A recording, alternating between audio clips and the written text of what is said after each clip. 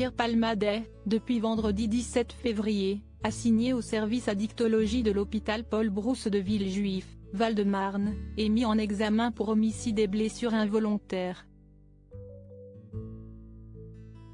Décision prise par le tribunal de Melun après l'accident survenu 7 jours plus tôt sur la route départementale 372 et qui a fait 3 blessés graves, une jeune femme enceinte, son beau-frère et le fils de ce dernier âgé de 6 ans. Ce dimanche 19 février, nouveau rebondissement. Selon les informations de BFM Télévision, le comédien de 54 ans serait désormais pointé du doigt dans une autre affaire.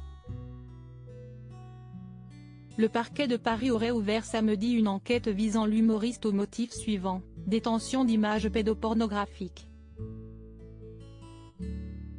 D'après les éléments dont disposent nos confrères, les investigations auraient été confiées à la brigade de protection des mineurs. Dans l'article publié par la chaîne d'information, il est indiqué que cette enquête ferait suite à un signalement effectué par un homme dont l'audition est en cours. L'humoriste demeure présumé innocent toujours selon les informations de BFM Télévision. Cet individu aurait pris contact avec les forces de l'ordre, auxquelles il aurait assuré avoir en sa possession des contenus audio et vidéo qui démontreraient que l'humoriste, qui demeure présumé innocent, détiendrait des images à caractère pédopornographique. Par conséquent, toujours selon BFM Télévision, le parquet aurait aussitôt ouvert une enquête, avant que la brigade de protection des mineurs n'auditionne l'homme pour vérifier la véracité de ses allégations. Vendredi 17 février, Pierre Palmade avait été admis à l'hôpital Paul Brousse.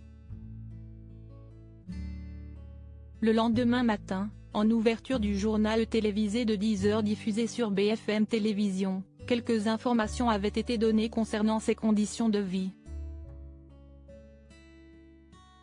Nous avions appris que l'humoriste avait passé sa première nuit au sein d'un service d'addictologie de cette structure médicale. Pendant toute la durée de son séjour, le comédien sera forcé de porter un bracelet électronique.